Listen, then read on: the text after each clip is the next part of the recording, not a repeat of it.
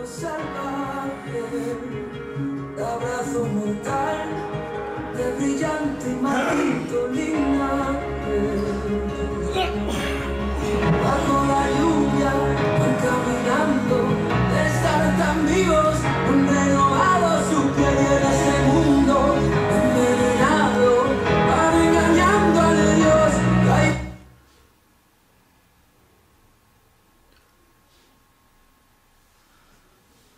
Muy bien, pues vamos a comenzar después de mucho tiempo de no subir un video. Vamos a comenzar con el video número 15, del Mahabharata.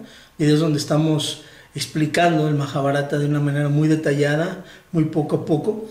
Y bueno, en este video vamos a leer y a comentar, ir explicando de la página 67 a la 71, de las 675 aproximadamente totales de la versión que estamos utilizando para este análisis del Mahabharata, una versión ya hemos platicado muchas veces intermedia. Y bueno, aquí aprenderemos acerca de lo que es la valentía, acerca de ser íntegros, acerca del daño que nos puede hacer ser demasiado tercos en la vida, en cosas que no son positivas, la ceguera de los deseos de venganza, donde nos puede llevar a estar tan cegados por la venganza, y el poder que tiene la convicción personal y el saber decidir correctamente, cómo nos puede influir en nuestra vida, positivo o negativamente todo esto. Esto vamos a ver en el video de hoy. Obviamente vamos a ver algunas definiciones simples de nomenclatura hindú, de términos específicos de la cultura hindú. Esa es una de las partes principales porque de repente pues hay un poquito de dificultad, o no cualquiera es apto para estudiar el Mahabharata porque requiere ciertos términos a los cuales no estamos acostumbrados y no siempre estamos dispuestos a pagar este precio de aprendizaje, ¿no? Entonces vamos a ver aplicaciones modernas y actuales de enseñanzas del Mahabharata, lo hemos explicado desde el primer video. Y bueno, algo que sí es muy importante que quiero profundizar, que quiero enfatizar todavía más ahorita que se está retomando este siguiente video, es que este video en particular no sirve de mucho que lo veas aislado. Sí te puede dar unas cuantas enseñanzas, pero como todo el Mahabharata realmente es parte de una serie, es más conveniente estar estudiando la serie completa desde el primer video, segundo video, así sucesivamente, porque si no le vamos a perder el hilo realmente a la historia, ¿no? Este tipo de videos del Mahabharata que estoy haciendo no son para personas que están así como que en 5 minutos quieren saber qué es el Mahabharata, o un tutorial de 10 minutos y un resumen. Eso no les dice nada acerca del Mahabharata. Es como querer estudiar la Biblia en 5 minutos, o es como querer estudiar, no sé, el Corán, la Torá, cualquiera de estos libros importantísimos, el libro de los miserables, el libro de Guerra y Paz. Quererlo estudiar en 5 minutos realmente es una simulación, no tiene ningún tipo de caso, ¿no? Para alguien que tenga prisa y estudiar rápidamente lo que es el Mahabharata, pues lo mínimo posible es, por ahí hay una película de 6 horas, en YouTube está gratuita, del Mahabharata, dividida en 3 partes de 2 horas, estas 3 partes cada una de 2 horas, y con eso más o menos vamos a tener una idea ligera acerca de lo que es el Mahabharata, con muchas dudas, con muchas incógnitas, porque realmente por falta de presupuesto esa película pues no fue una película realmente que sea sobresaliente. Hay una versión mucho más larga que tiene alrededor de 100 capítulos, un poquito más, que bueno, esa realmente ya le hace un poquito de justicia al Mahabharata. Pero insisto, alguien que realmente quiere estudiarlo así como que rapidísimo, pues no va a tener ningún tipo de oportunidad, ¿no? No hay manera de explicar el Mahabharata de una manera rápida, ¿no? Y bueno, insisto, esto es nada más para personas muy interesadas realmente en estudiar a fondo el Mahabharata, en aplicaciones modernas del Mahabharata para la vida diaria, para hoy y en día, del 2016 y el 2017 y en adelante que estamos viviendo, aplicaciones a lo que estamos viviendo hoy, de este libro tan capaz de adaptarse a todas las eras y a todas las épocas, ¿no? Vamos al video, insisto, número 15, y van a ser un total de 108 videos los que vamos a sacar en total, poco a poco a través de los años, sin ningún tipo de prisa. Y bueno, 108, las personas conocedoras del Mahabharata saben que es un número muy especial, muy significativo dentro del libro, este número, y bueno, es por eso que hemos elegido esta cantidad, ¿no? Entonces,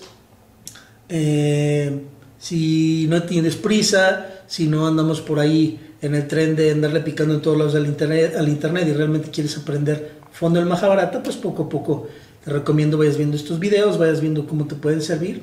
y adelante. Si estos videos no te funcionan o no te sirve la manera que tengo yo de explicarlos, hay otras muy buenas versiones. Baja el libro, la traducción en español de alrededor de 800 páginas, 900 páginas, que es la que estamos usando. Viene para descargar gratuito en cualquier lado del internet, súper fácil de acceder. O si sabes inglés, puedes estudiar la versión de estos 104, 107 capítulos que vienen, todos ellos traducidos, una parte en español y otra parte en inglés, de lo que es la serie de los 80s. Es así, la que fue larga, la que fue completa del Mahabharata, también es muy muy buena, donde realmente salen cosas ya mucho más profundas del Mahabharata. Y bueno, pues no se diga más, comencemos con el video del día de hoy. Estamos en el libro de las encarnaciones milagrosas, son varios libros del Mahabharata, ahorita estamos en ese, uno de los primeros libros, y estamos hablando de Bhishma. Insisto, en los videos anteriores viene todo esto explicado de una manera clara, para poder entender a quién nos estamos refiriendo, uno de los personajes principales del Mahabharata, donde en muchos aspectos nos vamos a ver reflejados cada uno de nosotros en este personaje, ¿no? El día de hoy veremos de este libro de las encarnaciones milagrosas, Bhishma, el capítulo 7, 8 y 9. Entonces comenzamos con el 7, el torneo de Kasi. El joven príncipe Vichitravirya era ya el único hijo de Satyavati, por lo cual ahora era el centro de todas sus esperanzas. Analicemos esto. Era el centro de todas las esperanzas de su madre, este hijo llamado Vichitravirya. ¿Por qué poner nuestras esperanzas en lo externo, esperanzas del ego? Satyavati, que era la mamá de Vichitravirya, no tenía un buen entrenamiento espiritual, para nada. Su gracia por la cual se pudo casar con el que era el rey, en este caso Santanu, por la razón por la cual se casó fue porque era una mujer muy muy hermosa, recordémoslo. Era una mujer que tenía muchas habilidades en cuanto a tratarlo bien a él como persona, como su pareja, etc. Pero hasta ahí, realmente ella no tenía un entrenamiento espiritual o de entrenamiento como para dirigir un reino, etcétera, etcétera, para nada, ¿no? Y es como decimos en México, ¿no? Varios dichos, ¿no? No le puedes pedir peras al horno, no puedes hacer crecer la milpa jalándola del tallo. Son cosas que conocemos perfectamente. No se puede forzar un resultado cuando no se tiene. Entonces aquí Satyavati, por la posición de reina que tenía, pues era muy peligroso tener una persona sin entrenamiento en esa posición. Entonces vamos a ver qué es lo que ocurre, ¿no? Puso a ella todas sus esperanzas en este joven príncipe, en su hijo. Bhishma, que era el regente, el encargado del reino, porque Vichitravirya era todavía muy joven, era para él, para Vichitravirya, era como un padre. Pasaron los años hasta que llegó un tiempo en el que Bhishma empezó a pensar en el matrimonio del príncipe. Fíjense bien aquí qué interesante. Como más bien Bhishma, que si era un sabio que estaba entrenado por lo mejor de lo mejor, por los sabios más grandes de su era, de su época, por los dioses, incluso mencionan cómo él es el que sí es capaz de tener algo que actualmente en la modernidad le llamamos prospectiva. Es el único que tiene perspectiva de esta familia. ¿Qué es esto? Está adelantándose a futuro, está haciendo planes a futuro. Cuando ni el príncipe ni la madre del príncipe tienen ni idea de qué onda, Bhishma ya está pensando en estas cuestiones de futuro, lo que viene, y está pensando en su matrimonio, por el bien del reino. Entonces, bueno, Bhishma empieza a ver acerca de esto y continúa el libro. Dice: el rey de Kasi, uno de los reinos de ahí de la India, que se llamaba Kasi, este reino, tenía 3 hijas encantadoras: Amba, Ambika y Ambalika. Eran 3 hermanas, hijas del rey de Kasi. Y a los oídos de Bhishma llegó la noticia de que en la corte de Kasi se iba a celebrar una fiesta de Swayambara para las 3 princesas. Vamos a definir qué es Swayambara. ¿Por qué? Porque les insisto, hay terminología hindú especializada. Y ese es el motivo principal por el que una persona abandona cualquier estudio, llámale en la primaria, secundaria, preparatoria, universidad, en cualquier nivel. Por no entender, no definir adecuadamente las palabras, quedarnos con vacíos en la mente, eso es seguro que vas a dejar un estudio si no lo defines, los términos nuevos. Entonces, cada palabra que vaya saliendo el día de hoy la vamos a ir definiendo conforme vaya saliendo. Y bueno, el Swayambara en la antigua India era una práctica de, fíjate bien qué interesante, escoger. La mujer escogía a su propio marido, como lo hacen actualmente en la modernidad. Obviamente la mujer es la que escoge, ¿no? Pero el Swayambara era para que, no en todas las regiones de India, no en todas las épocas se usaba esto. A veces y todavía en la actualidad, incluso en ciertas regiones, les escogen el marido, lo cual es terrible. Pero en este caso, ellas iban a elegir un marido. Ellas elegirla de una lista de posibles prospectos. Y bueno, Swayam en sánscrito significa uno mismo y Vara significa novio en este contexto. Entonces, bueno, el papá dijo, mis hijas van a elegir y les voy a organizar su Swayambara. Y lo organizan y llegó eso a oídos de Bhishma. Hasta entonces había sido costumbre del rey de Kasi ofrecer sus hijas a los príncipes de la casa de los Kurus, que es donde estaba Bhishma y Vichitravirya, este reino que estamos hablando de la casa de los Kurus. Por lo cual Bhishma, al no haberse invitado, se resintió mucho con él, con el rey de Kasi, y emprendió el camino hacia la ciudad donde se celebraba el Swayambara. Y esto nos hace reflexionar algo importante, como el cambio de costumbres, modales, como cuando hay ciertos cambios que afectan nuestros intereses, en este caso de Bhishma, que quería tener pues esposa o esposas para el príncipe, Vichitravirya, cómo eso causa una ruptura de una relación. Aquí vaya Bhishma enojado, cuando se falta esto llamado factor de realidad, cuando no anunciamos lo que va a ocurrir, cuando no nos tomamos la molestia de con alguien dialogar los cambios que va a haber, ya sea en el trabajo, en una relación interpersonal, en una relación de amistad, cuando no tratamos con cierta delicadeza estos cambios, se dan rupturas de relaciones muy fuertes. Aquí es la lección que debemos de sacar. Al rey de Kasi no invitar a Bhishma al Swayambara, realmente se dio esta ruptura, pudiéndose haber manejado de manera muy diferente, ¿no? Entonces, bueno, cuando Bhishma llegó, ya hacía rato que el festejo ceremonial estaba transcurriendo. Habían venido reyes de muchas ciudades de la India, y en el aire flotaba el perfume de las flores y el brillo de las joyas que llevaban los príncipes asistentes. En cuanto vieron entrar a Bhishma, comenzaron a cruzarse entre ellos risas y comentarios burlones. La belleza de las princesas podría hacer flaquear los votos de un rishi.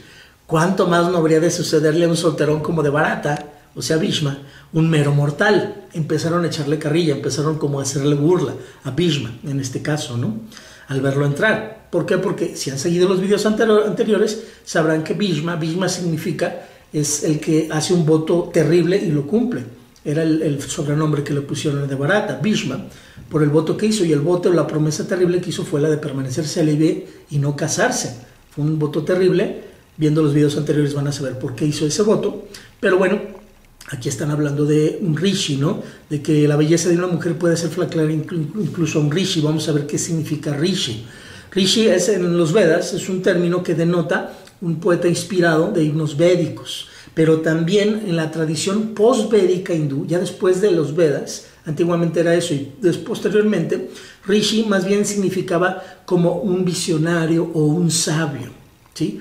Quienes a través de intensas meditaciones o tapas, se daban cuenta de verdades y conocimiento eterno que luego plasmaban en himnos. Eso era un rishi, digamos, un sabio, una persona muy iluminada. Entonces, hablan de cómo hasta un sabio o una persona así muy tranquila, muy iluminada, una mujer bella la puede mover el tapete, ¿no? Entonces, se estaban burlando de Bhishma, y recordemos que Bhishma era un guerrero terrible, estaba entrenado por lo mejor de lo mejor, y bueno, los escucha, y Bhishma se dirigió a todos ellos con voz fuerte y les dijo, fíjense bien, aquí la lección, los escucha y se dirige con voz fuerte y les dice, fíjense bien cómo el Bhishma tiene mucho la capacidad de confrontar, no tiene miedo, no se retira ante lo que se dice de él. Sin embargo, encara lo que se está diciendo de él. Y aquí hay un vaso comunicante y una comparación muy clarísima, me llega a la mente Javert, del libro de Los Miserables de Víctor Hugo, como Javert era un policía incorruptible, desafortunadamente muy fijo en sus ideas, nada cambiante, sin ninguna capacidad de tener 7 sombreros para pensar o herramientas de esta naturaleza, ¿no? Nada de eso, era muy cuadrado, muy recto Javert, y bueno, él no tenía nada. Y por ejemplo en el libro de Los Miserables, ¿no? Su madre era prostituta y él no le causaba ningún problema que todo el mundo lo supiera, porque Javert era de la idea de que nadie tenía por qué avergonzarse de nada si era una persona íntegra y que no hubiera faltado la ley, ¿no? Entonces bueno, aquí hay una gran comparación con Javert en cuanto a actitud, ¿no? Pero el problema aquí es, y también quiero hacerles ver esta parte del libro del Mahabharata, el problema es que por estar escuchando lo que se dice de él, se distrae de lo que está ocurriendo en ese momento, y en ese momento está ocurriendo algo exageradamente importante. Ahorita van a ver qué es lo que estaba ocurriendo, y él se lo perdió por distraerse. Y la lección en nuestra vida diaria está violando una ley básica de los negocios y de la vida que existe actualmente, que es la de observa, no escuches. Observa, no escuches, no nos dejamos ir, no nos debemos dejar ir por el dulce de las palabras o por lo que dicen las personas, sino por las acciones. Como viene también en otro libro importantísimo de la humanidad, por sus acciones los conocerás. Dice, todo esto se resume en observa, no escuches. Él violó eso, se distrajo y ocurre un problema, el cual le va a marcar incluso su muerte a futuro. Esa acción de haberse distraído un momento. Entonces les responde, les habla con voz fuerte y les dice, ciertamente he venido a asistir al Swayambara y me voy a llevar a las 3 princesas a Hastinapura. Hastinapura era la capital del reino de los Kurus. Así, con ese nivel de certeza, con esa seguridad, habla Bhishma. ¿Por qué habla de esa manera? Porque las personas entrenadas y capacitadas para sacar un resultado, así se dirigen y así se manejan, sin ningún tipo de duda. Por eso a veces en la vida tenemos dudas, porque no estamos capacitados para sacar un cierto resultado. Les continúa diciendo, serán reinas en la casa de los Kurus como esposas de mi hermano menor, Vichitravirya. O sea, expresándoles claramente su intención, no son para mí. No son para mí estas princesas, son para mi hermano menor. Y se los expresa, y eso actualmente en la modernidad se le llama asertividad. Ser claro y decir claramente las cosas para evitar chismes, invenciones mentales, para evitar todo. Asertividad ante todo, una herramienta importantísima que aquí Bhishma está mostrando. Y continúa. Y si os atrevéis a rescatarlas oponiéndose a mí, estoy preparado para luchar con cualquiera de vosotros. Sin vacilación alguna, Bhishma cogió de la mano derecha a las princesas y las subió una a su carroza, a su carruaje, al carruaje tirado por caballos en el cual había llegado. El papá de las princesas, obviamente, el rey de Kasi, estaba furioso. ¿Por qué estaba furioso? Analicémoslo, ¿no? Porque lo que comenzó como una costumbre, el que ese reino ofreciera, digamos, a las princesas al otro reino, al de los Kurus, ahora ya se estaba convirtiendo en una obligación. ¿Y cuántas veces en nuestra vida no nos ocurre eso? Que algo que es opcional, ya al rato nos lo están exigiendo las personas. Algo que haces de buena voluntad, al rato ya se convierte en una obligación. Ojo, esto era un Swayambara. O sea, cambió ahí el papá cambió la mecánica. En lugar de ofrecer a las hijas a otro reino sin consultarlas, aquí les dio la libertad de que ellas escogieran, lo cual por supuesto que es algo muy bueno. Pero hubo esta costumbre que ya se estaba convirtiendo en una obligación. Y por eso estaba él furioso. ¿Por qué? Porque se está viendo a él amenazada su poder de elección, su libertad. Así nos sentimos cuando no se nos permite elegir libremente. Entonces, aquí, ¿por qué Bhishma, siendo una persona tan sabia y tan buena y tan valiosa, por qué está haciendo esto? Bueno, el Mahabharata está lleno de ejemplos de cómo a través del amor filial, el amor hacia los hijos, familia, hermanos, etc., muchas de las veces se nubla totalmente nuestro intelecto, nuestra razón. Y aquí está cometiendo un error gravísimo Bhishma, porque está forzando algo, lo cual en el Swayambara está diseñado para que sea opcional. Entonces el rey de Kasi estaba furioso y recurrió a los reyes presentes en petición de ayuda. Todos se abalanzaron sobre Bhishma cuando ya estaba emprendiendo camino. Una lucha fiera se desató entre los reyes y Bhishma, el cual les fue abatiendo fácilmente hasta quedar libre de ellos. Ya se disponían nuevamente a emprender su marcha cuando el rey Salva, que era un gran héroe, desafió a Bhishma a una lucha singular. ¿Por qué el rey Salva, otro rey de ellos, por qué lo desafió y por qué dice que es una lucha singular? Aquí es muy importante esto interpretarla. Salva lo desafió porque Bhishma no observó que Salva, cuando Bhishma iba entrando, ya a Amba, a la hija mayor de las 3 hijas de este rey de Kasi, del reino de Kasi, ya le estaba poniendo, esta Amba ya lo había elegido a él como esposo, ya le estaba poniendo el reconocimiento, la corona digamos, el collar de todo lo que son la forma de elegirlo, digamos, a él como su novio, ya lo estaba eligiendo, y en eso llega Bhishma e interrumpe. Por estar distraído escuchando lo que se decía de él, no observó esto, lo que les decía hace rato, que es un grave error de Bhishma, haberse distraído, y por eso lo reta Salva, porque dice, oye, ¿qué onda? Te estás llevando a la que es mi esposa, ya me había elegido. Obviamente esto no lo dijeron, Bhishma no lo sabía, pero por eso lo retó, ¿sale? Entonces, recién comenzada la lucha, el rey Salva hizo algo fuera de serie, lo que prácticamente nadie podía lograr, ¿no? La verdad fue algo impresionante. Logró herir en el pecho a Bhishma, que era alguien prácticamente invencible, ¿no? El cual se enardeció aún más y en un arrebato de coraje desarmó completamente al rey Salva, abatiéndolo a tierra, quedando su vida a merced del vencedor. Bhishma le ganó a Salva. Pero Bhishma le perdonó la vida y regresó a la capital Kuru sin ningún obstáculo más en su camino. Fíjense qué interesante, sin ningún obstáculo más en su camino. ¿Cómo interpretamos esto? Así veía las cosas Bhishma, no como enemigos personales, por eso no lo mató, por eso le perdonó la vida, sino realmente veía las cosas como un dharma, como lo correcto, que era lo correcto. Entonces, ahí viene una frase muy moderna que se usa en los negocios y en la vida, que es duro con la tarea, blando con la persona. Muy efectivos y muy persistentes hacia el objetivo, pero sin tomar las cosas personales y sin pelear contra las personas o agredirnos entre personas. Esa es una ley muy útil en la vida, ¿no? Y ahí la aplicó Bhishma, ¿no? No lo tomó personal, le perdonó la vida y se fue. Él simplemente quitó los obstáculos de lo que él estaba buscando, que era llevarle estas hijas del rey a su reino para que se casaran con Vichitravirya. En cuanto llegó a Hastinapura, Bhishma se dirigió a los aposentos de Satyavati, su madre, por así decirlo, digamos, adoptiva. ¿Por qué? Porque esa Satyavati se había casado con Shantanu, que era su papá verdadero. Entonces le daba su respeto y por eso le decía madre, no porque fuera su madre verdadera era Ganga, una diosa. Pero se refería con respeto, así como toda la literatura hindú maneja con muchísimo respeto a los mayores, se dirige hacia ella. Y le dice, se dirigió a los aposentos de Satyavati y le presentó a las 3 princesas. Mira, madre, le dijo, estas son las esposas que he traído para Vichitravirya. Satyavati y el príncipe Vichitravirya estaban muy complacidos. Entonces, la mayor de las 3 hermanas, Amba, dijo con voz asustada. ¿Quién es Amba? La que ya había elegido a su pareja, a su novio, por así decirlo. Y fíjense cómo apenas aquí está hablando, ¿no? Apenas aquí está hablando. Cómo el miedo a veces en la vida nos impide hablar, nos impide expresarnos, nos hace que nos quedemos callados. Ella aquí, a pesar del miedo, habla. Y eso es lo que debemos hacer en la vida, a pesar del miedo, actuar. Ella, a pesar del miedo, habla. Y habla, fíjense bien, aquí se ve muy interesante cómo se dirige con un absoluto y gran respeto hacia Bhishma. Vean cómo se dirige hacia él.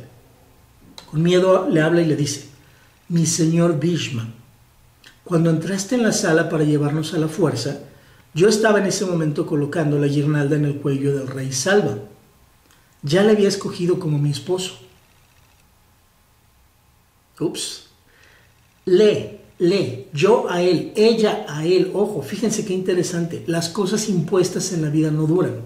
Dura una simulación, pero no la esencia de las cosas. Dura una simulación. Una cosa puede durar simulada como un matrimonio. Toda la vida aparentemente viven felices, pero muchas de las veces son simulaciones nada más. ¿Cómo estamos viviendo nuestra vida laboral, de familia, de pareja? ¿Real o simulada? Así es este asunto aquí. Él ya le había escogido. Este matrimonio, si él se llega a casar con Vichitravirya, no va a tener ningún tipo de futuro porque es algo forzado, es algo simulado. Entonces le dice eso, que ya había elegido ella a su esposo, ¿no? A lo cual añadió el joven príncipe, o sea, Vichitravirya la escucha, estaban ahí todos reunidos y dice, yo no creo que sea correcto casarme con una mujer que en su corazón ama a otro hombre. Bhishma, el tío, por así decirlo tío, y Satyavati, su mamá de Vichitravirya, la reina, sentían lo mismo, estaban de acuerdo que no era correcto que se casara una mujer cuyo corazón pertenecía a otro hombre. Por lo que Bhishma le habló así, le dijo a Amba, ya después de que ella habló le dice, no es correcto tenerte aquí, puesto que ya has elegido marido.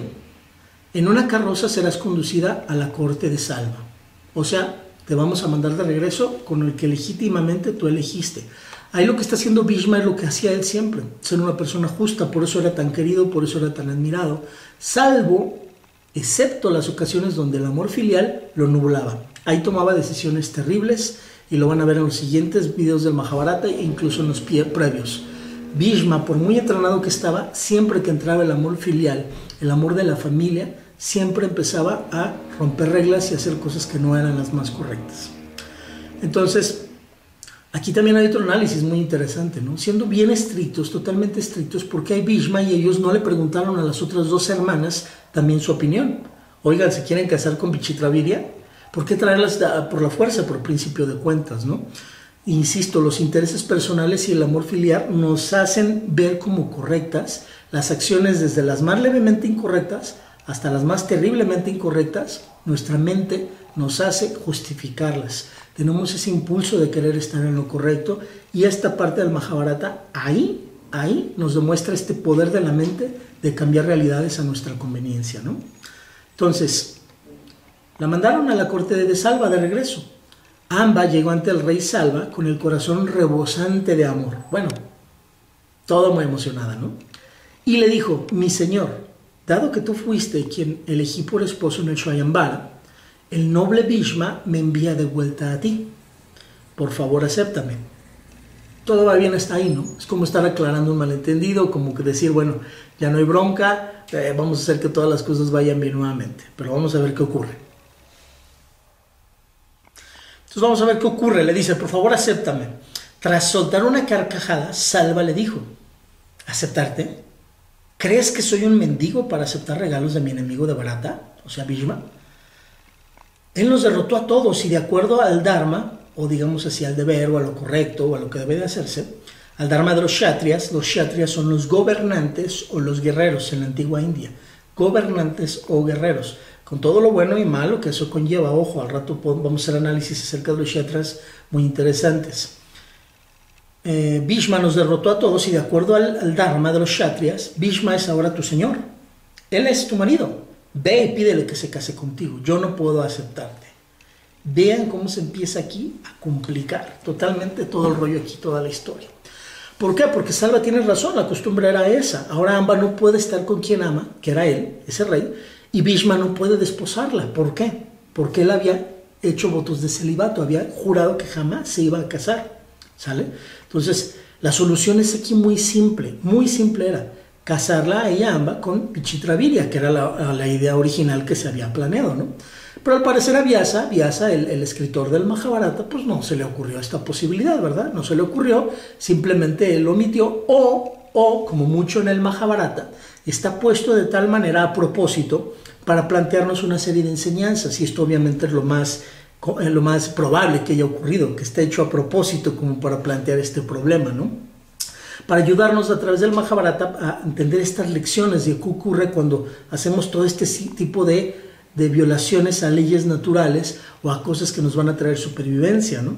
Entonces, entendamos, el Mahabharata a final de cuentas es un poema, es un gran poema, es una novela épica importantísima, diseñada para que entendamos lecciones, logremos la iluminación y por último tengamos determinación y plenitud, esencia divina, etcétera, para poder en vida disfrutar de muchas enseñanzas y de una calidad de vida y de una forma de vida extremadamente diferente a lo que el mundo moderno, tan líquido, tan todo vale, nos enseña a hacer, tan materialista nos enseña a ver. Es un rompimiento con todo lo moderno que nada más lleva a la perdición, y no estoy siendo aquí exagerado, estoy hablando desde una cuestión analógica de la vida espiritual, que no tiene por qué ser aburrida, no tiene por qué ser tampoco monótona para nada, pero sí, el Mahabharata nos enseña mucho esto. Pero insisto, este pudo haber sido la solución muy fácil, casarla con Vichitravirya, pero no, al parecer a Vyasa y a nadie se le ocurrió esta solución, ¿no?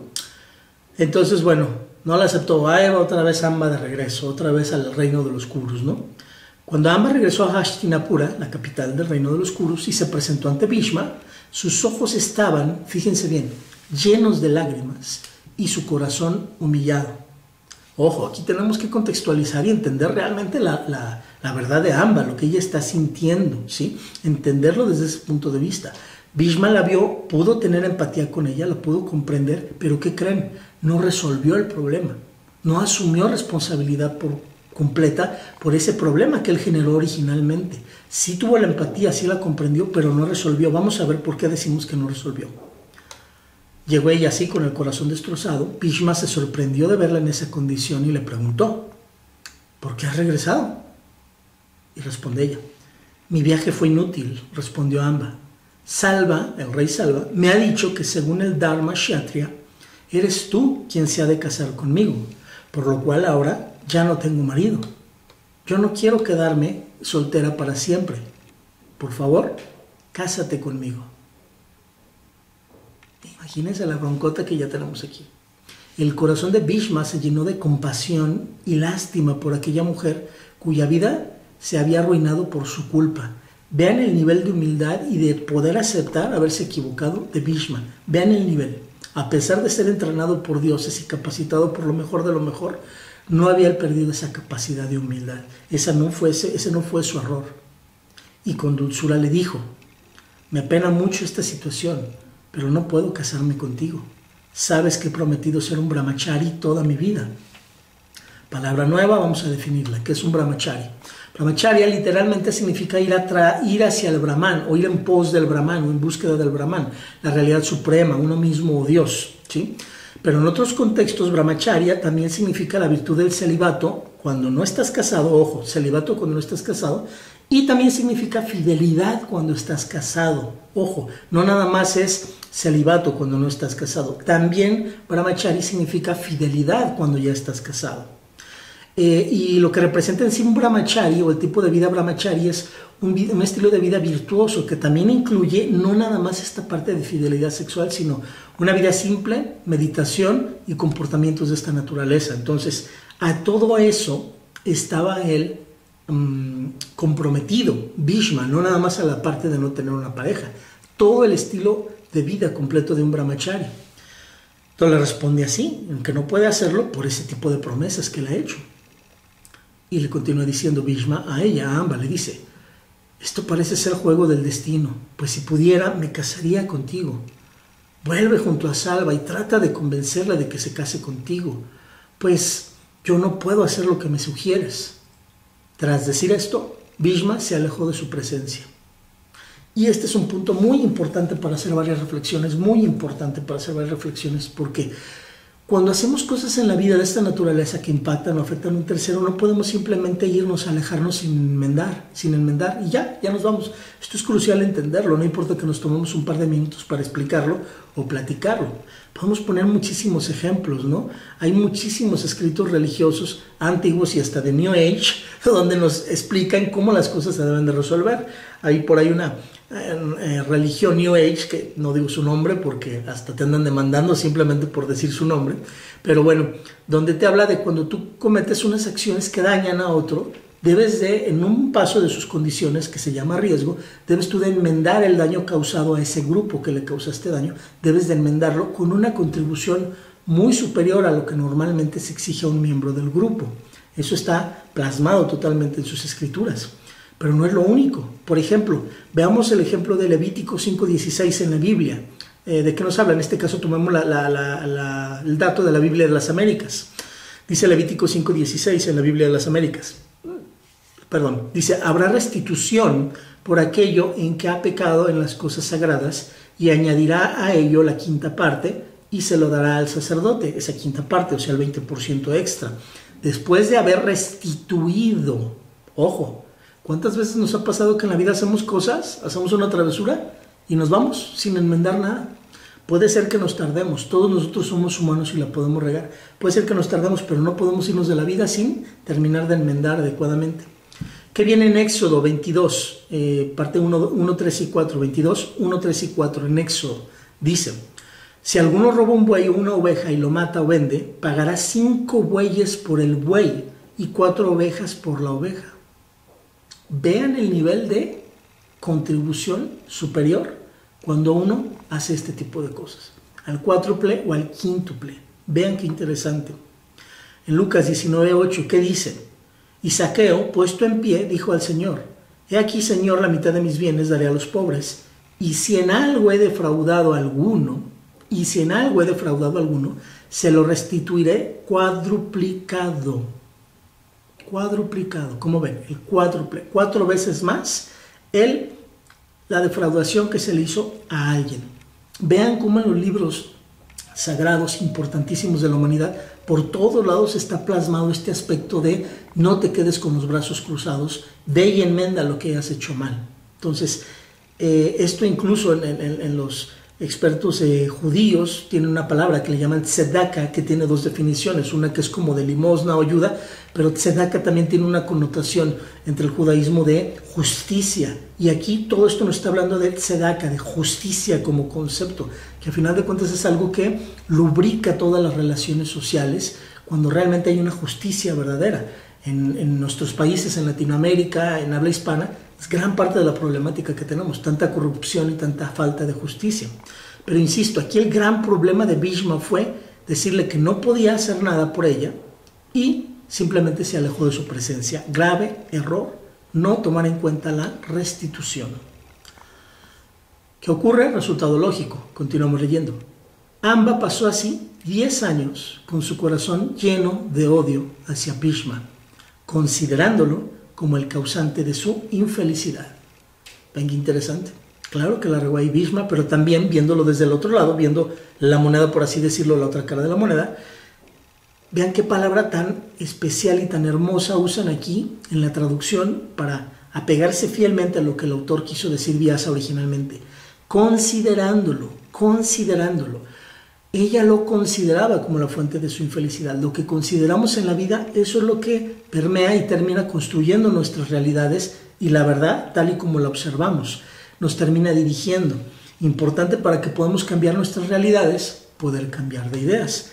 Ella nunca se sacó de la mente el hecho de que él era el causante de su infelicidad. Pudiendo haber cambiado su perspectiva, liberarse de todo ese odio, decidió seguir con ese odio y bueno, vamos a ver tantas cosas que ocurren en el Mahabharata a causa de esta situación.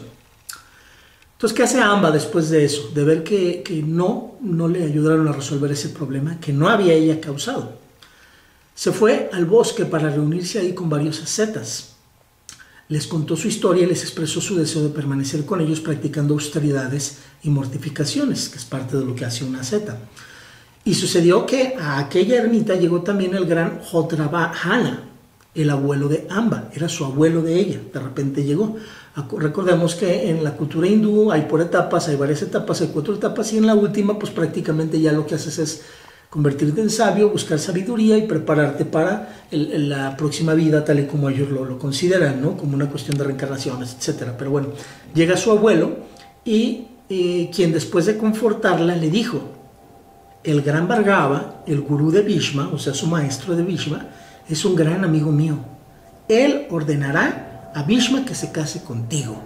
Él no puede desobedecer a su gurú, a su maestro. Vean cómo aquí ya está hablando por una tercera persona asegurando, ¿no? Unos días más tarde Bhargava, el gurú, uno de los maestros de muchos maestros que tuvo Bhishma, uno de ellos, vino al bosque y otra Vahana le contó la tragedia de Amba. El gran sabio, movido por la compasión, le dijo, o sea, Bhargava le dijo: hablaré con Bhishma y le pediré que se case contigo. Seguramente me obedecerá. Vean cómo otra vez, cuántas veces en la vida no nos pasa esto. Estar hablando por alguien más o atenernos a lo que alguien más va a hacer por nosotros. Así pues mandó llamar a Bhishma, el cual en cuanto tuvo noticias se apresuró a llegar ante su presencia y se postró a sus pies. Fíjense el nivel de humildad de Bhishma, a pesar de ser hijo de dioses y educado por dioses, ante su gurú, ante su maestro, fíjense bien, qué interesante, se postró a sus pies, lo cual es una costumbre, bueno, en teoría, en el mundo actual de la India muchas cosas han cambiado, ¿verdad? Pero en teoría se supone que es una costumbre entre los hindús postrarse a los pies de los sabios, de los ancianos, de las mujeres ancianas, etc. Un gran respeto que no demerita para nada la grandeza de Bhishma, ¿no? Se postró a sus pies de Bhargava preguntándole: ¿qué quieres de mí, maestro? Y Bhargava le dijo: le he prometido a esta mujer que te haría casar con ella para aliviar su profunda amargura. Debes ayudarme a mantener mi palabra. Debes casarte con ella. ¿Cómo ven? ¿Qué tal? Y bueno, en esto hay una lección importantísima en la vida, ¿no? Debemos de reconocer qué está en nuestras manos y qué no está en nuestras manos, ¿no? Hay por ahí en TED, en las conferencias de TED, una conferencia muy interesante de Rick Warren, un pastor muy famoso de Estados Unidos que ha escrito libros bestseller importantísimos, donde Rick Warren en una de estas conferencias de TED nos habla muy claramente de poder discernir lo que está en nuestras manos y lo que no está en nuestras manos. Una gran habilidad cuando podemos tener ese poder de raciocinio. ¿Qué lección nos lleva esto?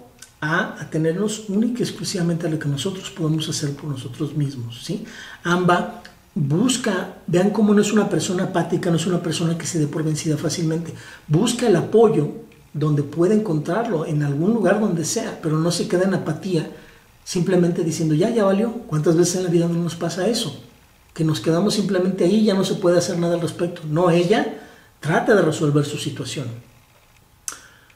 Entonces, bueno, le dijo el maestro, el gurú, que quería a Bhishma, y Bhishma hace lo siguiente. Bhishma giró la mirada sobre Amba y luego, mirando a su gurú con tristeza, le respondió: mi señor, tú conoces el terrible voto que he asumido. No puedo casarme. Aunque me lo pidas, no puedo casarme. Su gurú en el arte de las armas, ojo, fue lo que le enseñó, en el arte de las armas. Este gurú no era experto en todo, era experto en el arte de las armas. Trató de convencerle, pero todo fue inútil. Bhishma parecía firme en su voto. Bhargava, su maestro, su gurú, se enfureció y le dijo: si no lo haces, te maldeciré, o tendrás que pelear en duelo conmigo. En medio de tal dilema, Bhishma tuvo que decidir y prefirió luchar. Le dijo: mi señor, tú sabes cuánto te amo, pero prefiero luchar antes que ser maldecido por quien me ama. Vean cómo ahí se reconocían un amor fraternal, ágape, espiritual entre ambos. Vean cómo se lo reconocían y a pesar de eso tenían que luchar. Una terrible batalla se desencadenó entre ambos y los dioses de los cielos la presenciaron. La batalla continuó durante días y noches en un alarde de valor por parte de ambos, hasta que Bhishma decidió lanzar el astra llamado Prashvapa, lo que significaba la destrucción del mundo. Vamos a ver qué es esto de astra. Vamos a entenderlo porque hay una palabra ahí nueva, astra. Un astra en el hinduismo es simplemente un arma supernatural, un arma poderosísima precedida por un dios o que está relacionada con un dios en particular. ¿Sale? Después, más adelante, pasó el tiempo y astra cambió el significado y sirvió para denotar cualquier tipo de arma u objeto de batalla que es arrojado de la mano. Por ejemplo, una flecha, por ejemplo, alguna masa que se avienta, por ejemplo, una lanza que es aventada, que es arrojada. Todo ese tipo de armas que eran de aventarse, de arrojarse, se les empezó a llamar posteriormente astras, en contraposición de lo que sería un shastra, que es una arma que se sostiene en la mano y se usa en la mano y no te la despegas de la mano. Por ejemplo, una espada. Entonces es la diferencia entre astra y shastra. Entonces, esta era un arma sobrenatural, esta arma llamada Prashvapa, ese astra, pero era una arma poderosísima con la cual era capaz de terminar el mundo. Imaginémonos como una gigantesca bomba nuclear 1000 veces más poderosa que las normales. Algo así por el estilo era el tipo de arma que podían invocar y que podían hacer explotar, ¿no? Entonces, ¿por qué? Aquí una cosa de analizar es ¿por qué Bhishma decidió lanzar esa arma tan poderosa? ¿Por qué se iba a acabar con todo el mundo? Bueno, analizándolo con hermenéutica analógica, la batalla entre nuestro yo maestro y nuestro yo alumno, aquí es lo que nos quieren dar a entender con esto de Bhargava y Bhishma peleándose. ¿Cómo es posible? Bueno, es esta lucha incesante que ocurre en nuestra mente entre nuestra parte maestra de nuestra mente, que representa en este caso Bhargava, y nuestra parte alumna de nuestra mente, que representa Bhishma, cómo a veces entran en conflicto, una por dar conocimiento y otra por, de repente, tratarlo de tomar y no poder, o rechazarlo, etc., ¿no? Nuestro yo, es una batalla, también esta batalla de Bhargava con Bhishma, representa la batalla entre el yo que desea agradar y el yo que desea ser fiel a sus propias convicciones, ¿no? Él decidió no agradar a su maestro, decidió ser fiel a sus propias convicciones y para eso tuvo que luchar. No le tuvo otra opción más que luchar. Entonces, aquí las batallas, muchas de las batallas que se mencionan en el Mahabharata, mucha gente que no tiene capacidad de entender a fondo el Mahabharata, lo critica porque dice que hay muchas batallas y guerras y sangre, y no entienden que es un aspecto hermenéutico analógico, donde nos quieren dar a entender otro tipo de guerras y de batallas que ocurren dentro de nuestra mente. Entonces, bueno, al final de cuentas, ¿qué significa, usando hermenéutica analógica, esto de que iba a destruir todo el mundo? Y lo vamos a ver enseguida. Peleemos lo que peleemos, lo que tenemos que cuidar mucho es no destruir nuestro propio mundo, nuestra cordura, nuestro futuro, nuestra mente. Eso es lo que hay que cuidar mucho. No lanzar este tipo de cosas tan dañinas en nuestra vida que terminen arruinando nuestro futuro. Eso significa no sacar ese tipo de armas. No hagas cosas que te arruinen por completo tu futuro. Y aquí está representado en este caso por los dioses, ¿no? Que es nada más una cuestión hermenéutica analógica de dar a entender nuestro poder espiritual claro, encendido, iluminado, que nos habla y nos dice: no, ya cálmate, ya no pelees, ya, mira, vamos a ver opciones, ¿no? Fíjense bien, esta parte que lo representa. Los dioses encabezados por Narada y Rudra intervinieron y le dijeron: Bhishma, detén esta lucha, no envíes el astra, no envíes esa arma. Tú no eres quien ha de destruir el mundo, otro será quien lo hará. Narada era un sabio Veda, músico, contaba historias, un gran iluminado, considerado como algo súper fuera de serie, que se menciona en el Mahabharata, en el Ramayana, en los Puranas, en varias partes, ¿no? Ese fue uno de los dioses que se le apareció. Y Rudra es una deidad védica también asociada con el viento o la tormenta y la caza. Entonces era una deidad y bueno, también se le conocía como el que ruge o el rugidor, ¿no? A este Rudra, ¿no? Entonces, bueno, ambos se le aparecieron y le dijeron: no, espérate, cálmate, no hagas esto, ¿no? Y le convencieron de que tenía que ser el primero él en ceder en la lucha, pues de lo contrario sería una ofensa a su gurú, a su maestro, que el maestro fuera el que cediera, ¿no? Le convencieron de que él cediera. Bhishma aceptó ceder y dejó de luchar, acabando así con el combate. Y vean qué interesante aquí, insisto en la humildad, gran humildad de Bhishma, porque ceder no es perder. Ceder no es perder, buscar el bien mayor, el que incluye a todos los demás, sin, ojo, sin descartarme a mí, no sacrificarme yo en pos de los demás, no, incluir mi propio bien, pero también buscando un bien superior, de ganar, diríamos, en la modernidad diríamos el famoso ganar. Eso se sublima sin perderse al interés general cuando uno realmente cede, y sobre todo ceder a cosas que tengan que ver con ego, cosas intrascendentes. ¿Cuántas veces nos andamos ahí de tercos nada más queriendo hacer las cosas a fuerza? Eso es terrible. Entonces en este caso él fue tan grande que tuvo esa capacidad de ceder y cedió. Y su maestro, su gurú, Bhargava, le abrazó en reconocimiento de su valor y girándose hacia Amba le dijo: no puedo alterar la determinación de Bhishma. Por favor vete, pues tu deseo no ha de cumplirse. Determinación, aquí analizamos la palabra determinación, es una de las palabras, de las 4 o 5 palabras claves del Mahabharata. Muchos somos faltos de determinación en la vida para hacer lo correcto. Pero para hacerlo sensual y para hacer lo que nos agrada, estamos apuntados ahí en primera fila, ¿no? Para eso sí somos como muy buenos, ¿no?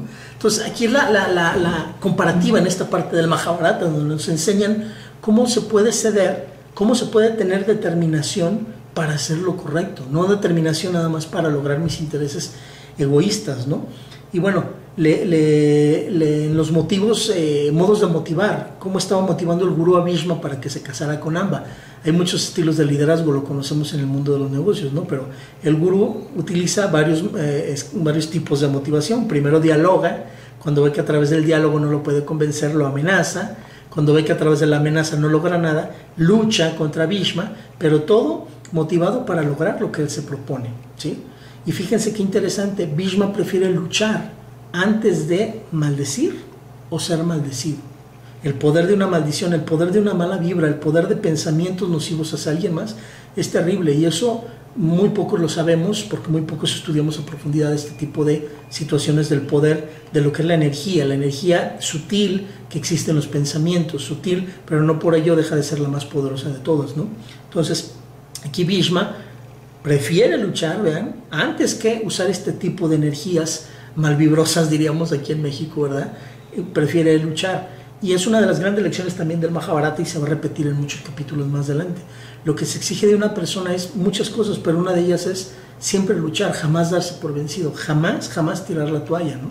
Entonces eso es muy importante. Y lo que le dice Bhargava a Amba, pues realmente es muy simplista, ¿no? Le dice: tu deseo no ha de cumplirse. Es muy simplista pensar que ella, después de tanto que ha sufrido, simplemente de repente va a decir: no, sí está bien, no se va a cumplir mi deseo. No, pues ya ahí me quedo yo, viuda toda la vida y destrozada del corazón.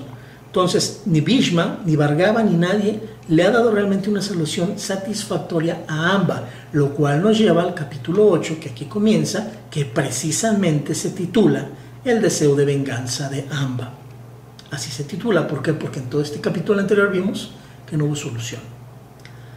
Amba abandonó el bosque y se dirigió a otro lugar para emprender una vida de terribles mortificaciones y austeridades, negándose hasta las necesidades más esenciales. Shanmuka, el hijo del señor Shankara, estaba muy complacido con ella. Estamos hablando de deidades cuando decimos Shanmuka y Shankara. ¿Quiénes son ellos? Shanmuka tenía muchos nombres, ¿no? El hijo de Kritika, Kumara, Kartikeya, Murugan, Skanda, el atacador, etcétera, muchos nombres y sobrenombres tenía. Y era como el joven, el dios joven de la guerra, por así decirlo. Pero en este sentido, Shankara, dicen que él era hijo, Shanmuka era hijo de Shankara, y Shankara se está refiriendo nada más y nada menos que a Shiva. Y Shiva, bueno, estamos hablando de palabras mayores, los hindúes lo consideran como el dios supremo o el ser supremo de ellos.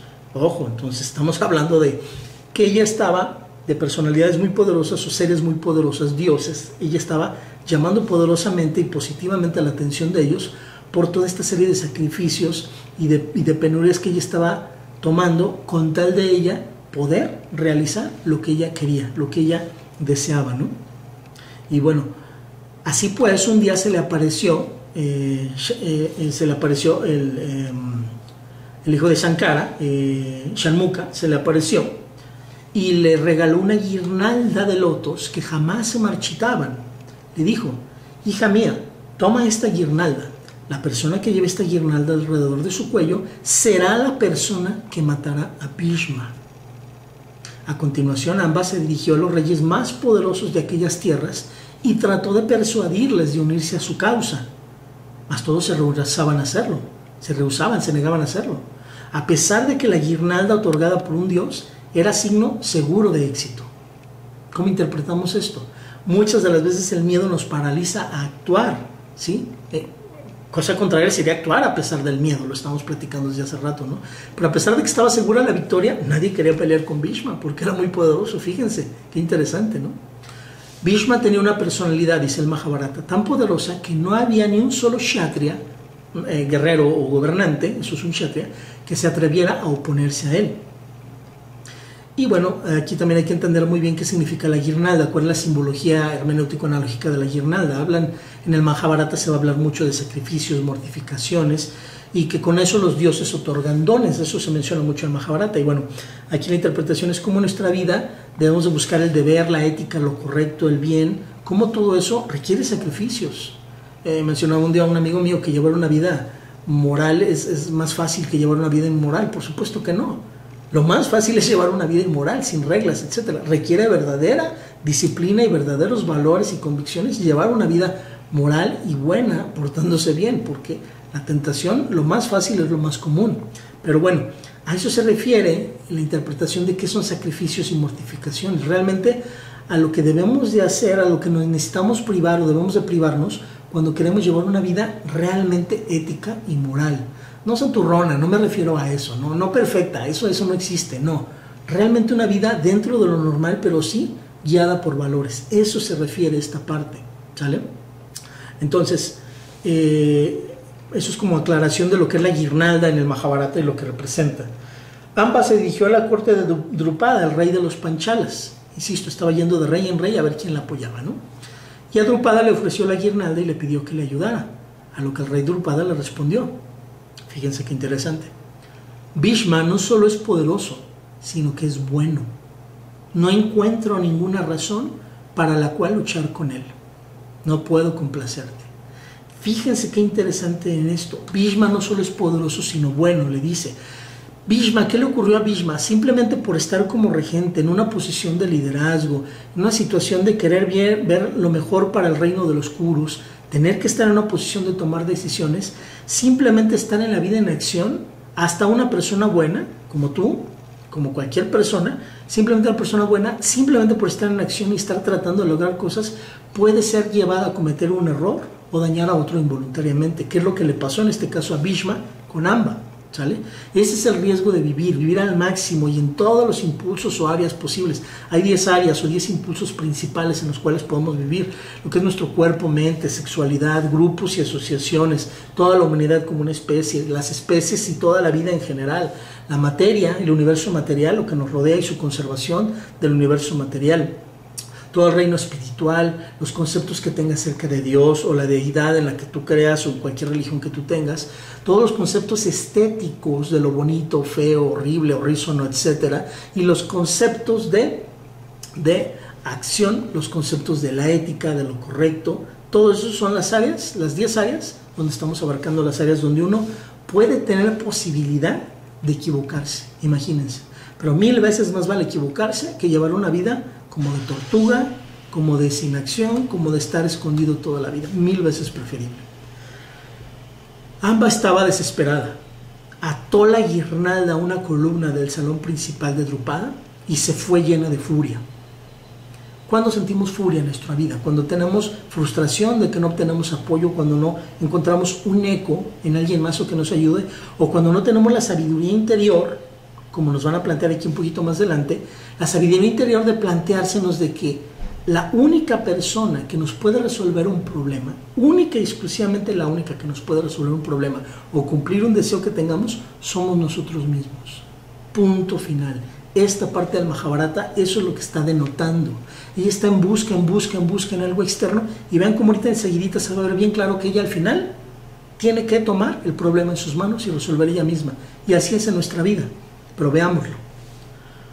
Y otra vez fue a refugiarse al bosque para reanudar la práctica de severas austeridades. En su corazón tan solo había un sentimiento: odio a Bhishma. Su único deseo era verle muerto. Vean el nivel.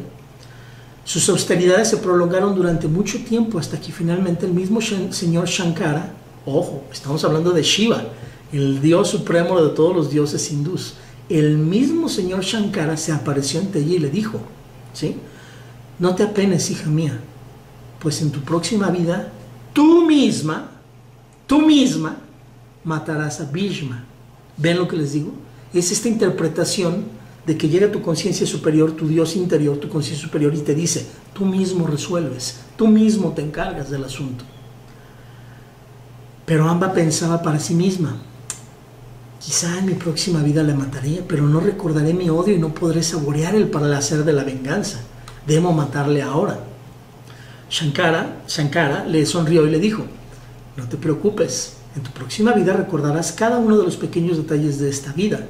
Serás la hija del rey Drupada, monarca de los Panchalas, mas luego te convertirás en varón y realizarás tu venganza. Matarás a tu enemigo Bhishma. Vean cómo, y aquí hay una interpretación interesante, vean cómo alguien, y pasa en la vida, como alguien entrenado y sabio, sabe mucho de lo que tú piensas y sientes sin necesidad de que hables. Esto te pasa mucho con tu papá, con tu mamá o con tu pareja, que te conocen muy muy bien. Como a veces nada más de vernos, reconocen lo que estamos pensando y sintiendo, ¿no? Y bueno, respecto al tema este de no olvidar, le dice que en la próxima vida no olvidará, ¿no? Eso tiene muchas aplicaciones y muchas cuestiones ahí de por qué la amnesia entre vidas lo mencionan los hindús, pero no vamos a hablar de eso ahorita.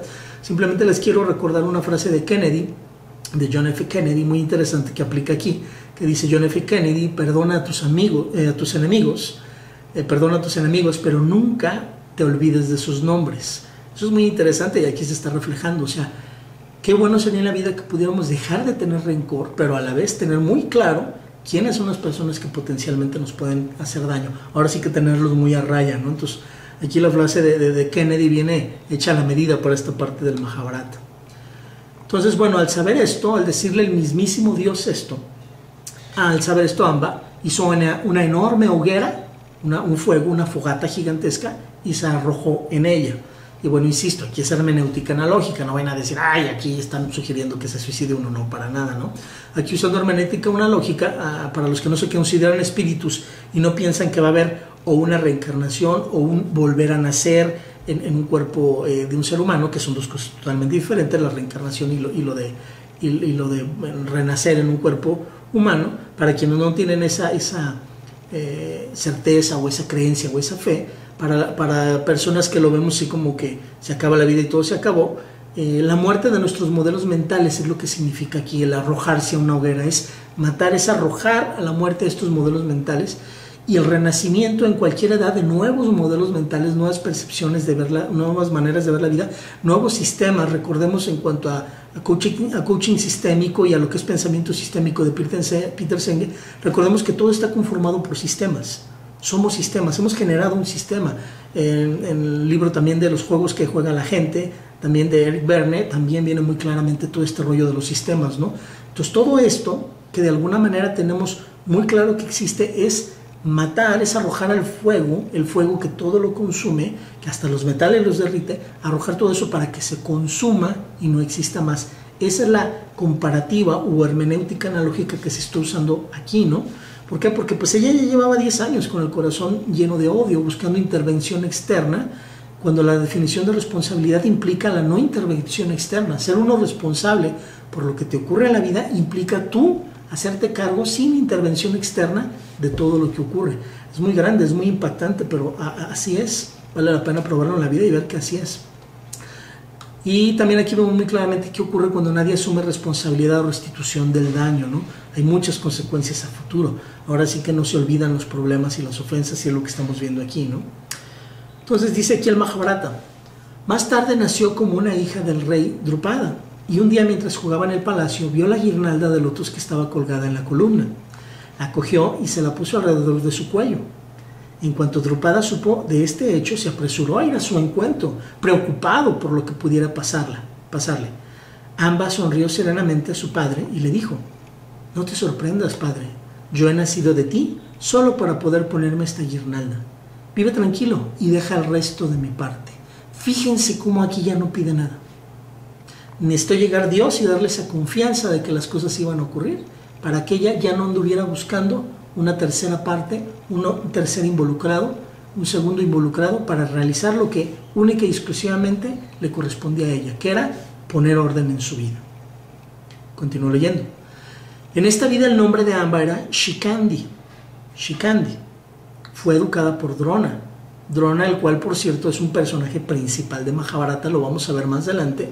Es un experto guerrero, maestro de todos los 108 hermanos que entran en hermanos, pues, entre una familia y otra, primos, etcétera, que entran en un conflicto terrible, tremendo aquí en la parte de la batalla del campo de Kurukshetra y todo lo que es el Mahabharata. Pero bueno, Drona era el maestro guerrero y él fue el que la educó a Shikandi. ¿Por qué? Porque Drona siempre pensó que era un muchacho. Y Shikandi, dice el Mahabharata, después de practicar austeridades durante muchos años, gracias a un don que le otorgó un yaksha, cambió su sexo convirtiéndose en un hombre. ¿Sí?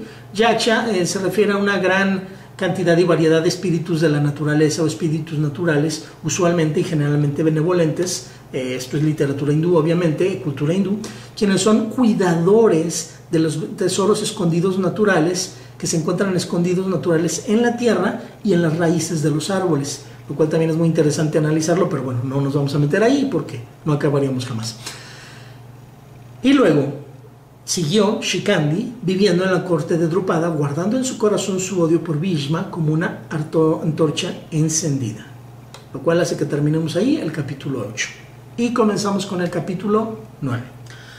Bueno, capítulo 9, Satyavati y Bhishma. Vamos a ver ahora qué onda con la mamá por así decirlo de respeto, de Bhishma, que era Satyavati, y Bhishma. Vamos a ver ahora cómo se desenvuelve este diálogo después de todo esto que ha ocurrido, ¿sale? El matrimonio de Vichitravirya con las dos princesas Ambika y Ambalika se había celebrado de acuerdo a lo decidido. Bhishma seguía cumpliendo las funciones de regente, por lo cual el príncipe el príncipe Vichitravirya, pasaba todo el tiempo en compañía de sus encantadoras esposas, libre de responsabilidades. Pero el destino le sorprendió de nuevo, pues el joven príncipe contrajo una enfermedad muy maligna, la cual, a pesar de los esfuerzos de los médicos, consumió la vida de Vichitravirya hasta causarle la muerte. Satyavati estaba profundamente consternada por tal calamidad. La pérdida de sus dos hijos fue muy dura para ella. Ya había perdido un hijo anteriormente, ya tenía pérdidas similares anteriormente, pero lo que más le atormentaba era que la casa de los Kurus se quedaba sin heredero al trono. Esto fue lo que le rompió el corazón. Y después de pasarse horas pensando sobre la manera de reavivar la llama que se extendía, o sea, muy poquito tiempo, esa es la lección en esta parte del Mahabharata, muy poquito tiempo, pasarse horas pensando en algo no es nada. Las cosas determinantes en la vida realmente deben de analizarse y volverse a analizar y volverse a analizar. Pero bueno, vuelvo al texto. Dice, después de pasarse horas pensando sobre la manera de reavivar la llama que se extendía, llamó a Bhishma a su presencia y le dijo: mira lo desdichada que soy, hijo mío. He perdido a mi querido señor, que ha ido a reunirse con sus antepasados. Yo podría sobrellevar esta pérdida porque él había alcanzado ya una edad avanzada y es normal que un anciano se muera. Aquí se está refiriendo al papá de Bhishma, a su esposo que ya estaba fallecido, que se llamaba Santanu. Se está refiriendo a él. Primero le habla de él, de su padre, y luego le dice: Pero luego Chitrangada murió y antes de que yo pudiera aceptar esa pérdida que casi me mata, que era su primer hijo, era uno de sus hijos, me encuentro con la muerte de Vichitravirya, que era el segundo de sus hijos. La única esperanza de la casa de los Kurus ha sido destruida en la flor de la juventud. Ambos de sus hijos murieron muy jóvenes. Estoy desesperada. El linaje debe ser continuado y he decidido lo que debe hacerse. Sé cómo continuar la línea de los Kurus. Fíjense bien cómo habla ella, como si estuviera muy entrenada en ciencia, en política, en dharma, en tantas cosas importantísimas, donde ella no lo estaba, para nada lo estaba. Ella simplemente estaba pensando que tenía una idea brillante y así nos pasa mucho en la vida. No tenemos entrenamiento para algo, pero ya sentimos que tenemos una idea brillante, ¿no? Entonces le dice, sé cómo continuar la línea de los Kurus. Te corresponde a ti, Bhishma, reavivar de nuevo este linaje. Bhishma estaba sorprendido. Le dijo, madre, ¿cómo puedo yo, siendo célibe, continuar el linaje? Satyavati, su madre, de respeto, adoptiva, insisto, no era su madre verdadera, madre porque estaba casada con su papá Shantanu, Satyavati le respondió, mi hijo Vichitravirya murió sin dejar un hijo. Sus dos viudas, a quienes tú trajiste para él, son todavía jóvenes y tienen insatisfechos los deseos de sus corazones. El único dharma evidente para mí es este, o el único camino, o la única obligación buena posible, eso se refiere al dharma, ¿no? Evidente para mí es este. Debes tomarlas y hacerlas madres de los futuros vástagos de la casa de los Kurus, o sea, de ese reino. Debes hacer esto para que el linaje pueda continuar. Esta regla fue seguida por muchos de tus antepasados y es la única manera. Debes tomar las viudas de tu hermano y tus hijos serán los verdaderos descendientes del Kuru. Es tu sagrada obligación hacer esto. Eso es lo que le pide su madre, ¿cómo ven? Y aquí el punto a analizar es, si bien era una costumbre en la antigua India, todo este tipo de cosas, aquí el único factor es que él tenía promesas muy específicas que se había hecho a él mismo. No para quedar bien con otros, a él mismo. Él tenía un concepto de la ética muy por encima de lo que es la moral. Nuestras convicciones positivas y nociones de lo que es correcto deben de ser siempre superiores a lo que la historia o el grupo diga, siempre mejores y más positivas, y más buscando un bien común que también nos incluya, pero también el bien común. Entonces, Bhishma, con todo el entrenamiento muy superior que tenía, toda la educación muy superior que tenía, práctica, no me refiero a escuela, práctica, educación práctica, él tenía muy claro que ese dharma, lo que él veía como obligación, era muy superior a lo que su madre le proponía. Entonces vean qué es lo que le responde. Atónito por esta absurda propuesta, Bhishma le respondió pacientemente. Madre, estás afligida por el dolor de la pérdida repentina de tus hijos y por eso me propones tal cosa. No hay duda de que existe una regla como la que tú dices, lo sé. Y es una regla probada por las costumbres. Pero, madre, no me parece correcto que me pidas a mí que haga tal cosa cuando tú sabes bien que he jurado renunciar al trono y a la vida de casado. Lo hice por ti y estoy seguro que no lo has olvidado. ¿No recuerdas el terrible juramento que hice? Juré que en esta vida mía no habría lugar para una mujer y ahora tú me pides que tome las viudas de mi hermano. En verdad te ha afectado la muerte de tu querido Vichitravirya. De otra forma no me habrías hecho tal sugerencia. Yo estoy muy apenado por ti, pero por favor no me pidas eso. Así de clara es la respuesta de Bhishma. Clara, contundente, asertiva, fundamentada, etc. Impresionante. Sin embargo, insisto, los deseos son inagotables. Los deseos siempre anda viendo una la manera de ver cómo si le hago para que se me cumplan mis deseos. Y Satyavati, su madre, no fue la excepción y le insiste. Satyavati dijo, recuerdo bien las circunstancias en las cuales pronunciaste este voto en favor de tu padre y mío.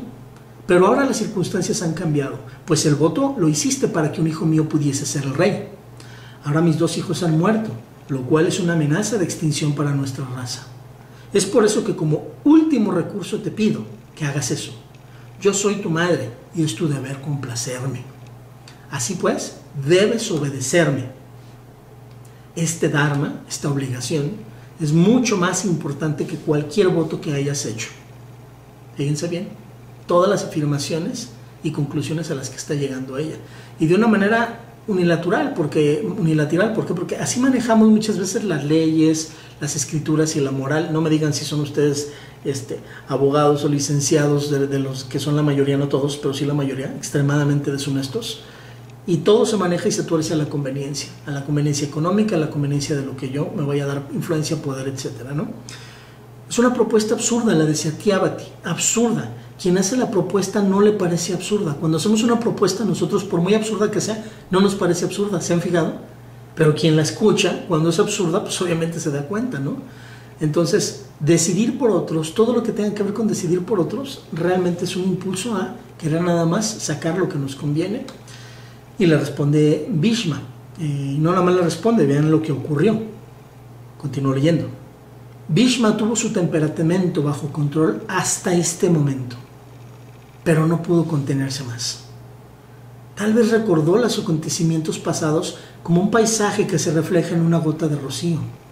Su madre Ganga, su verdadera madre, la diosa, su feliz infancia con ella en los cielos, su educación, primero en ciencia política con Brihaspati y Shukra, y después su aprendizaje en los Vedas y con Vashista.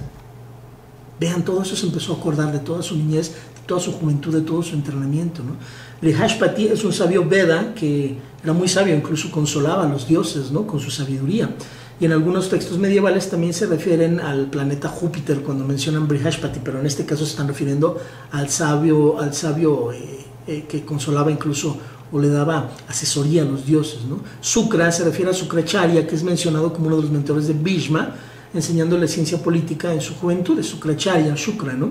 Y Vashista es uno de los grandes 7 rishis o sabios que se mencionan en los Vedas y que inspiró poetas de los himnos védicos, es uno de los autores, ¿no? Vashista, ¿no?